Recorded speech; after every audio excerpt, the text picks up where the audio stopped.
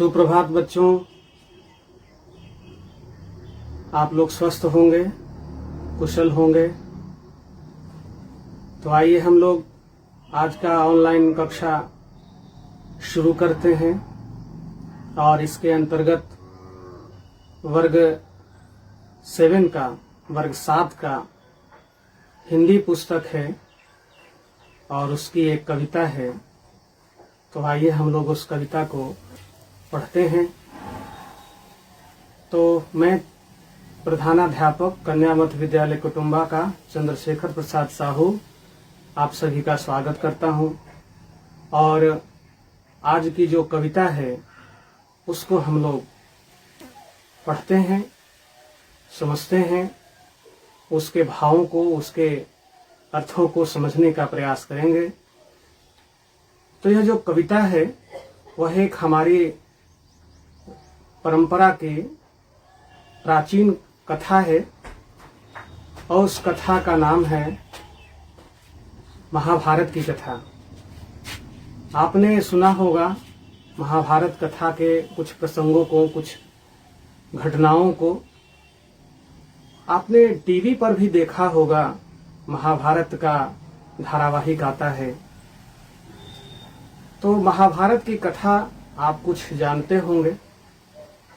तो ये बताइए कि महाभारत की जो कथा है वह किन परिवारों की कथा है। तो महाभारत की कथा बच्चों कौरव और पांडवों के बीच की कथा, के परिवार की कथा है। कौरव और पांडव कैसे आपस में युद्ध किए राज के लिए। तो महाभारत की कथा को महर्षि वेद व्यास ने महाभारत नामक पुराण लिखकर बहुत विस्तार से लिखा है, लेकिन वो कथा संस्कृत में है। उसका हिंदी में अनुवाद कर हम लोग पढ़ते और समझते हैं। तो महाभारत में कौरव और पांडव के बीच जो युद्ध हुआ वह शासन के लिए हुआ, वह राज के लिए हुआ। तो कौरव कितने भाई थे? कौरव 100 भाई थे। उसमें सबसे बड़ा दुर्योधन था। उसका और भाई दुशासन थे, विकर्ण थे, युयुत्सु था, और भी मिला के सब 100 भाई थे। पांडव 5 भाई थे, जिसमें सबसे बड़ा था युधिष्ठिर। दूसरे क्रम पर थे भीम, तीसरे क्रम पर थे अर्जुन, नकुल और सहदेव। ये 5 भाई थे जो पांडव कहलाते थे। और कौरव 100 भाई थे। कौरव 100 भाई थे। उनका बड़ा भाई था दुर्योधन। वो अहंकारी था, वह कुटिल और कुविचारी था। वह चाहता था कि जो पांडव हैं उनका जो हिस्सा है राज्य शासन में उसे न मिले और पूरे राज्य पर वही अधिकार रखे, वही राज का सुख भोगे।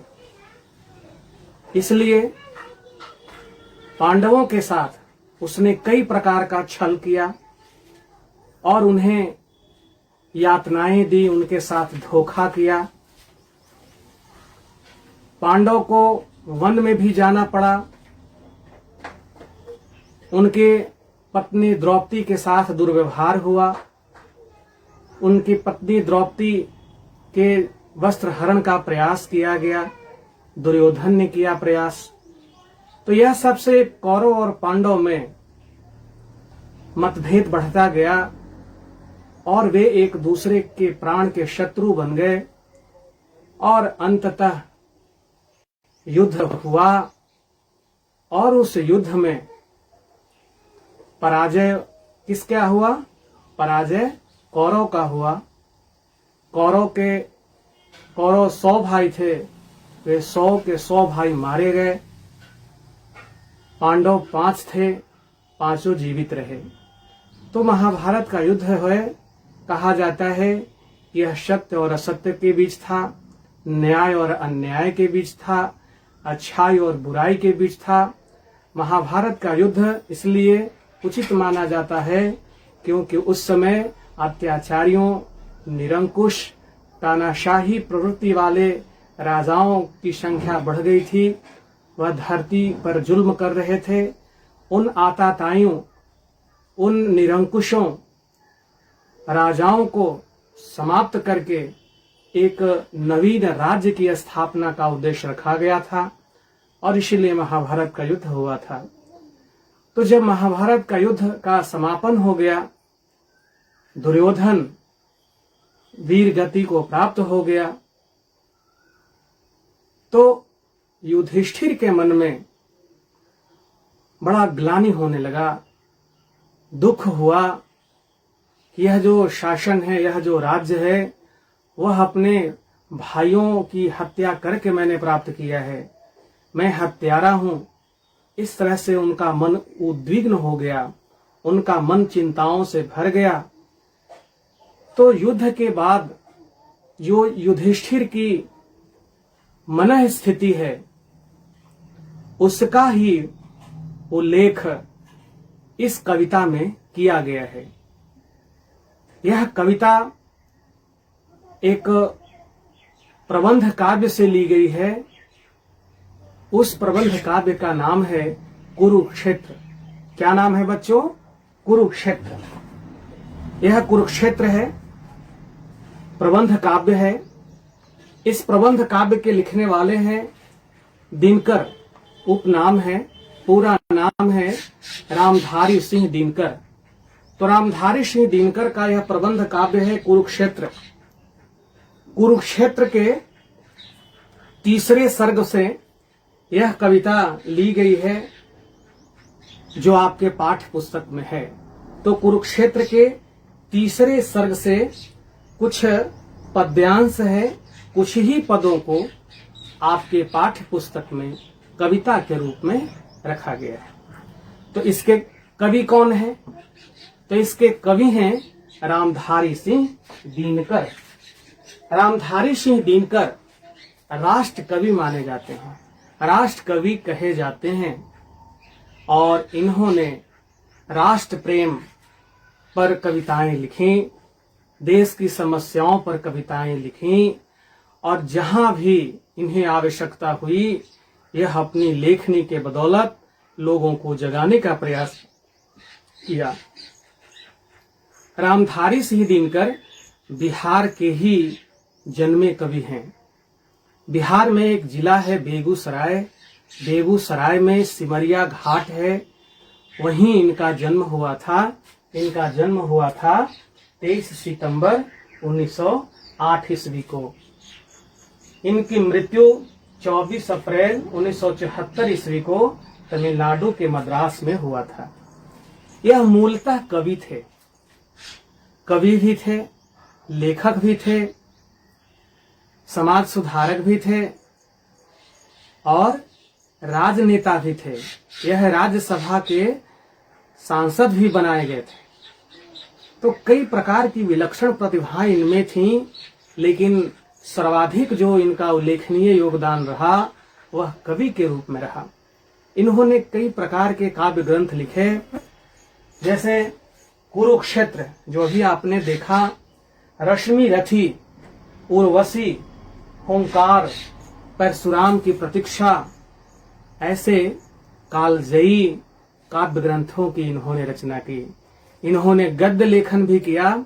संस्कृति के 4 अध्याय, संस्कृति के 4 अध्याय बच्चों, इसे हर भारतीयों को पढ़ना चाहिए।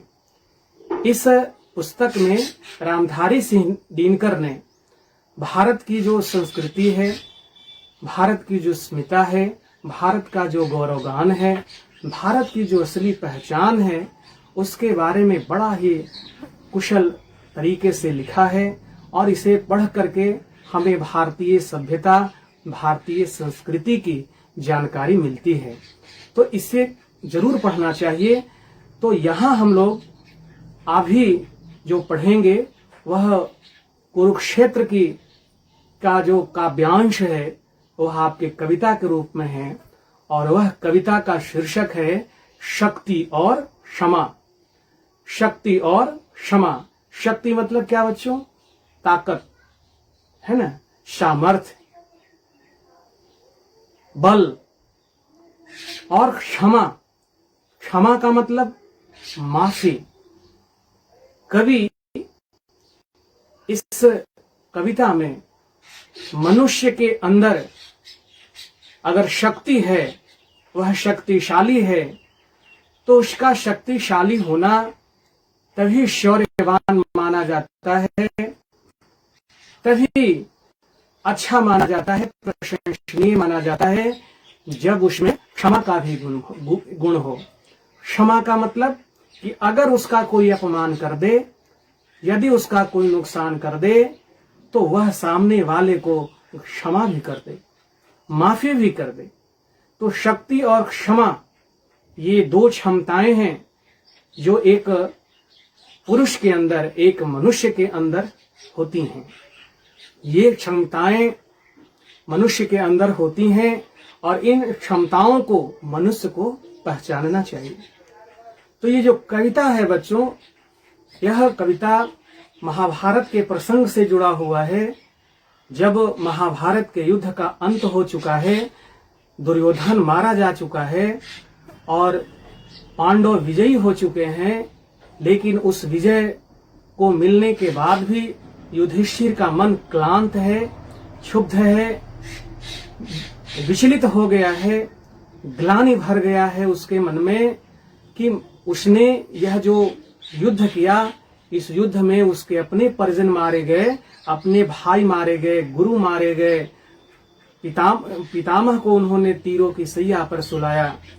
तो इस तरह से उसके मन में ग्लानि भर जाती है, यह उसने अच्छा नहीं किया। एक राज्य के लिए, एक भूमि के टुकड़े के लिए उन्होंने अपने परिवार का सर्वनाश कर दिया। बच्चों, ऐसा अनुमान है कि महाभारत के युद्ध में 47 लाख लोग लगभग मारे गए थे। 18 क्षौणी सेनाएं में जो सैनिक शामिल थे, वो सारे के सारे सैनिक मारे गए और लगभग 47 लाख लोग इसमें मारे गए थे। बच्चों, बताइए कितना भयंकर युद्ध हुआ होगा। तो इस युद्ध के बाद युधिष्ठिर का मन क्लांत हो गया, ग्लानि से भर गया। तब वह युद्ध भूमि में पड़े हुए भीष्म पितामह के पास जाता है। भीष्म पितामह उसके दादा थे। पितामह इन्हें कहा जाता है, भीष्म पितामह। अर्जुन ने इन्हें बाणों से छलनी कर दिया था और चूंकि भीष्म पितामह के पास इच्छा मृत्यु का वरदान था, यह जितना चाहे जी सकते हैं, जब चाहेंगे तभी इनको मृत्यु ग्रस्त सकती है, इनका मृत्यु हो सकता है।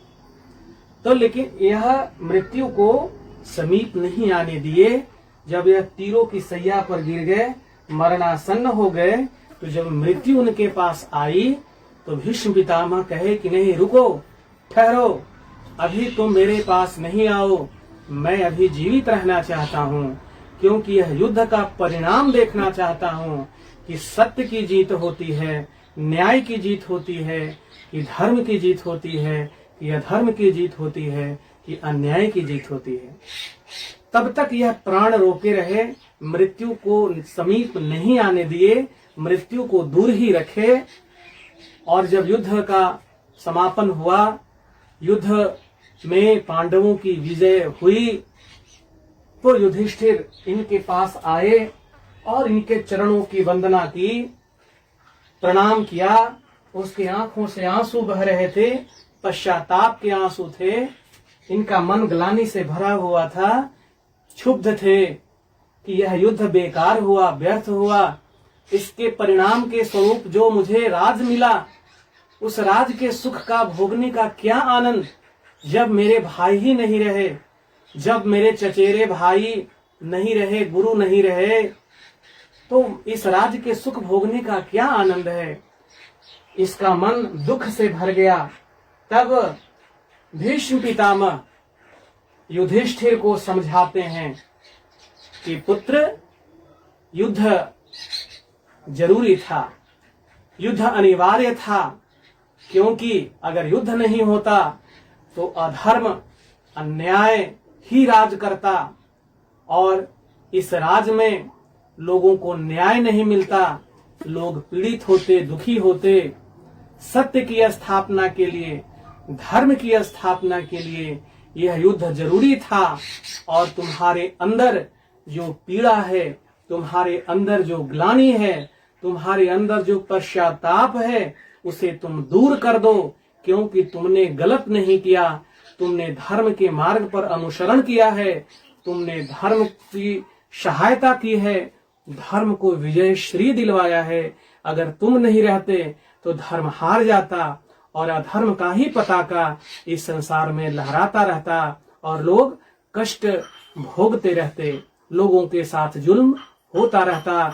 अन्यायी, कुटिल, कुविचारी, तानाशाह, निरंकुश, आताताई शासक ही इस भूमि का सुख भोगते और लोगों को कष्ट देते रहते थे। तो भीष्म पितामह उन्हें समझाते हैं कि हे युधिष्ठिर, तुमने कोई गलत नहीं किया, तुमने सही किया, तुमने धर्म के मार्ग का अनुसरण किया, तुमने धर्म का पक्ष लिया है।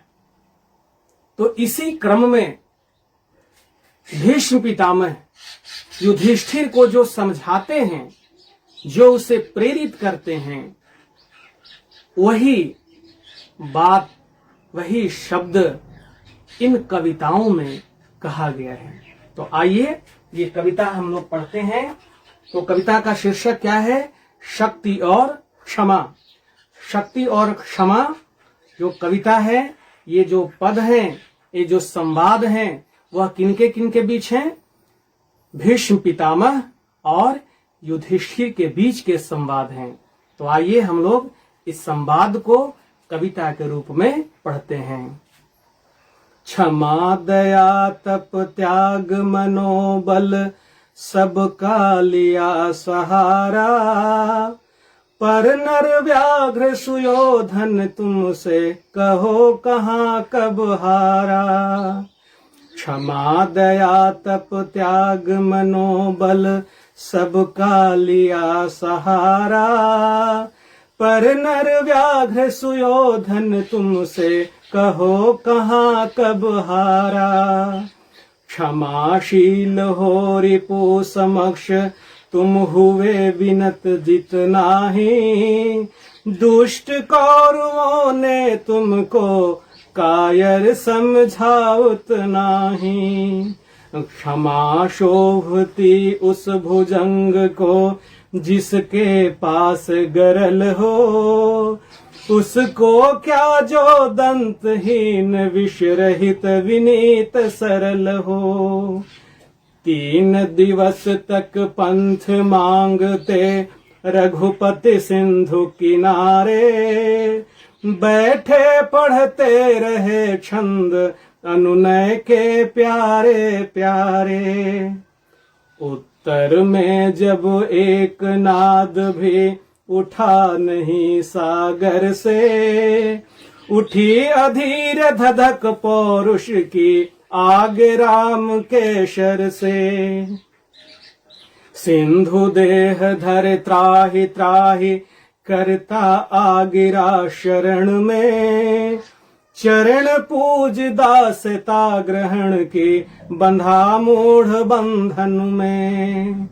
सच पूछो तो शर में ही वसती है दीप्ति विनय की, संधि वचन संपूज उसी का जिसमें शक्ति विजय की। सहनशीलता क्षमा दया को तभी पूजता जग है, बल का दर्प चमकता उसके पीछे जब जगमग है। क्षमा दया तप त्याग मनोबल सबका लिया सहारा, पर नर व्याघ्र सुयोधन तुमसे कहो कहाँ कब हारा। तो बच्चों, ये कविता बहुत ही ओजस्वी है, बहुत ही संदेश देने वाली है। रामधारी सिंह दिनकर वीर रस के कवि थे। वह उर्वशी काव्य को अगर छोड़ दिया जाए तो सभी लगभग काव्य ग्रंथों में उन्होंने वीरता का ही, शौर्य का ही, बहादुरी का ही वर्णन किया है। कुरुक्षेत्र में देखिए, ये जो कविता है कुरुक्षेत्र प्रबंध काव्य से है, वह वीर रस की भाषा है। तो भूषण, कवि भूषण के बाद रामधारी सिंह दिनकर को वीर रस का कवि माना जाता है, जो श्रेष्ठ वीर रस के कवि को माना जाता है। अपनी इनकी कविताएं एकदम फड़कती रहती हैं, मन में उत्साह, शरीर में उत्साह पैदा करती हैं, मन में उत्साह का संचार पैदा करती हैं। इनकी कविताओं में वो शक्ति है। तो आइए यहां पर शक्ति और क्षमा, शक्ति ताकत और क्षमा माफी, इसके बारे में ये कविता है। तो यह जो संवाद है, यह संवाद भीष्म पितामह और युधिष्ठिर के बीच का है।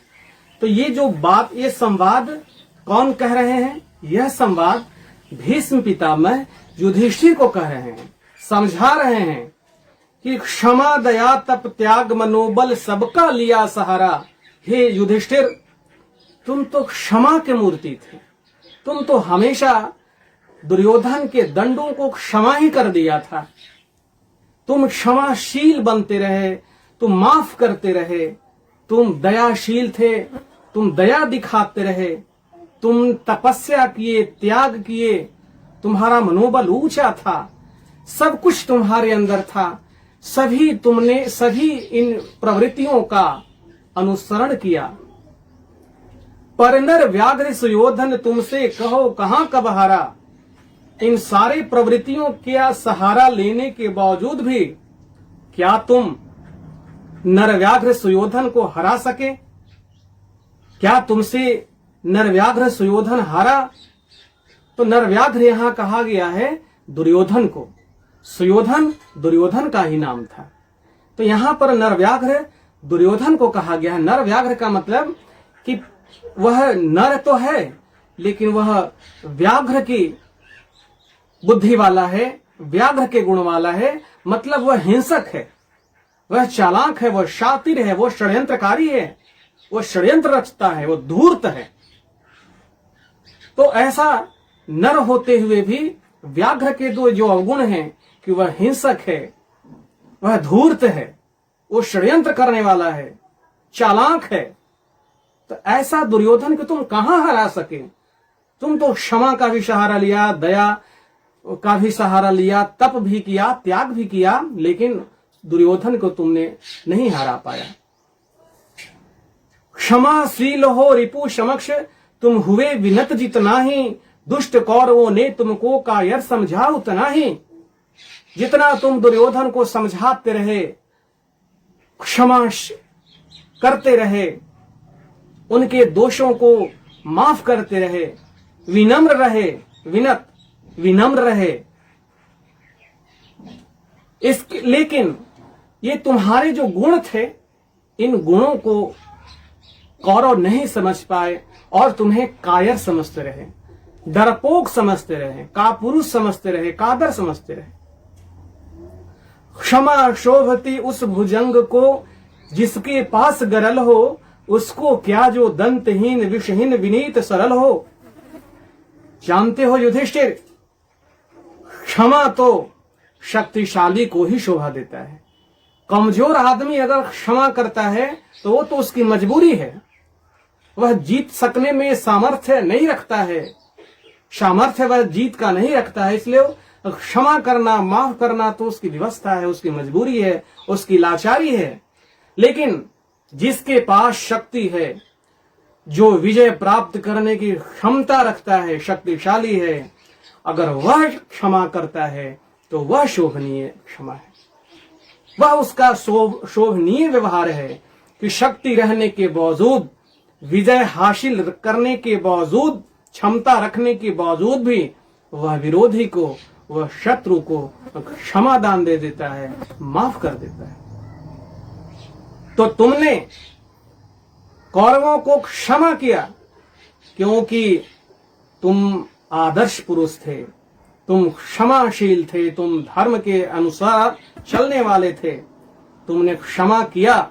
और वह क्षमा तुम्हारे लिए शोभनीय भी था क्योंकि तुम विजय के लिए क्षमता रखते थे। तो क्षमा उस विषधर को ही शोभा देता है, उस सर्प को ही शोभा देता है जिसके पास विष हो, जिसके पास गरल हो।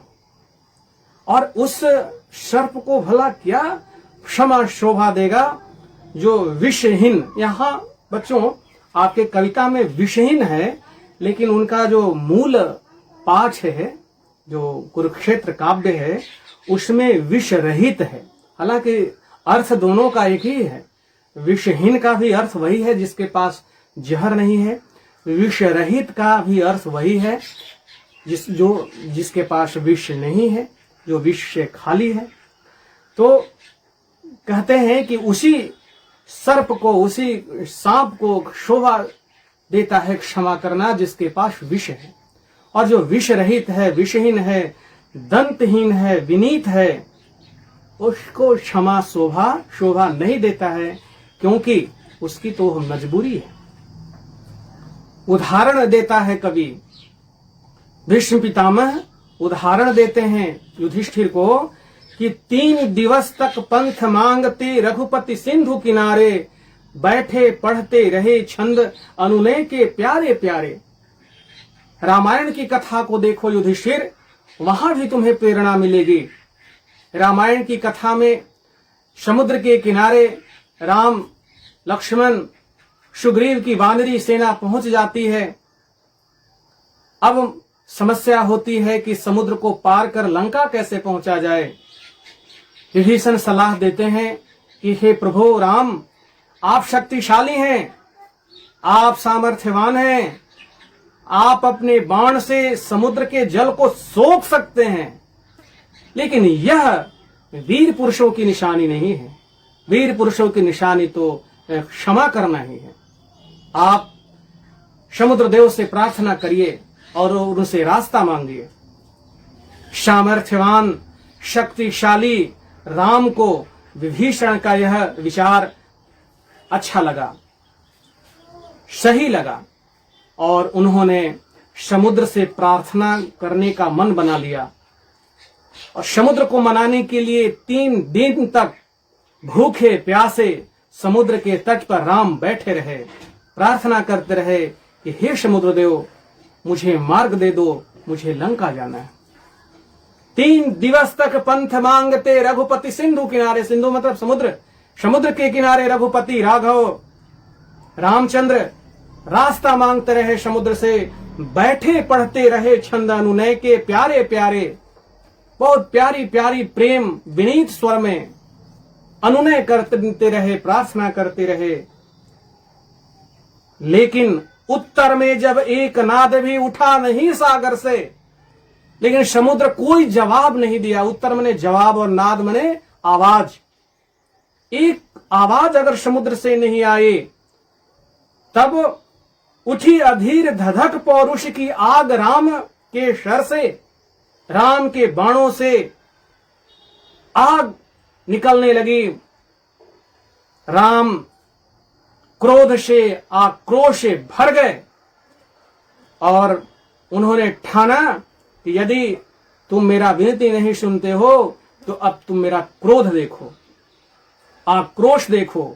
और राम जब अपना बाण संधान किए समुद्र की ओर, तब सिंधु देह धर त्राहि त्राहि करता आ गिरा शरण में। और तब समुद्र शरीर का रूप धारण करके वह त्राहि त्राहि क्षमा प्रभु करते हुए राम के शरण में आ गिरा। और तब उसने चरण पूज, राम की चरण वंदना की, पूजन किया, दासता ग्रहण की, और दासता ग्रहण की गुलाम बना, उनका अधीनता स्वीकार किया, बंधा मूढ़ बंधन में, और वह बंधन में बंध गया, यानी कि उस पर पुल बांधा गया। तो क्षमा उसी को शोभा देता है जो शक्तिशाली है। राम ने उसे क्षमा किया, लेकिन वह माना ही नहीं, प्रेम से नहीं माना, प्रार्थना से नहीं माना, तो अंत में उस पर पुल बंधा। तो तुमने कुछ गलत नहीं किया युधिष्ठिर। सुयोधन कौरव तुम्हारे अनुनय को, तुम्हारे विनय को, प्रार्थना को नहीं माने, नहीं महत्व दिए, तो उनको तो धाराशायी होना ही था, उनको उनका पतन तो निश्चित ही था, इसलिए तुम शोक ना करो। आगे की पंक्तियों में, सच पूछो तो शर में ही बसती है दीप्ति विनय की।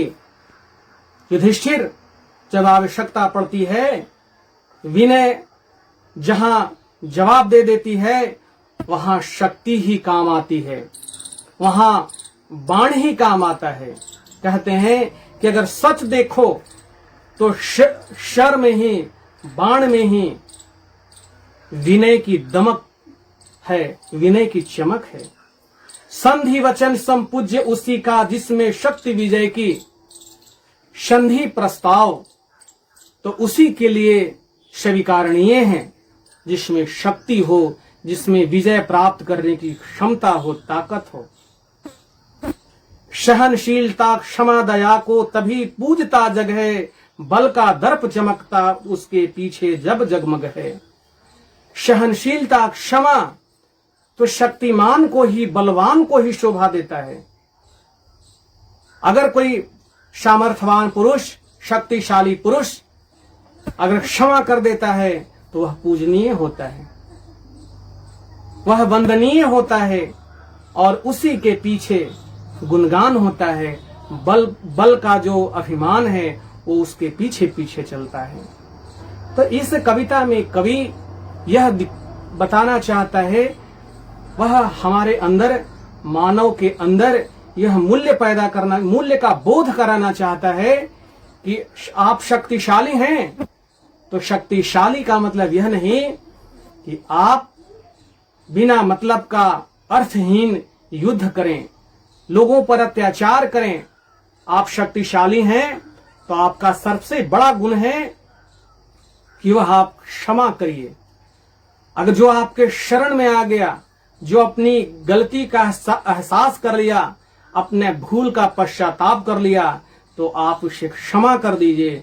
उसे अपने शक्ति के मद में होकर उसे कष्ट नहीं पहुंचाइए, उसको हानि नहीं पहुंचाइए। अर्थात शक्ति और क्षमा ये दोनों जब एक साथ रहते हैं, वही व्यक्ति प्रशंसनीय है, वही व्यक्ति पूजनीय है। अगर जिसके पास शक्ति है और उसके पास क्षमा करने का गुण नहीं है तो वह आताताई है, वह अत्याचारी है, वह अन्यायी है। शक्तिशाली तभी पूजनीय है जब उसके पास क्षमा कर देने का गुण हो, क्षमा कर देने का स्वभाव हो। तो इस पाठ में हमें अहंकारी बनने से इस कविता का भाव रोकता है। हमें अहंकार नहीं करना चाहिए, हमें अहंकारी नहीं बनना चाहिए। हमें मनन और चिंतन करना चाहिए, और अगर किसी से भूल हो गई है तो उसे क्षमा कर देना चाहिए और संबंध को सामान्य रखना चाहिए, मृदुल रखना चाहिए। तो बच्चों, यह कविता आपको अच्छी लगी होगी और इसमें कई प्रकार के जीवन मूल्य के भाव हैं। इसे अपनाने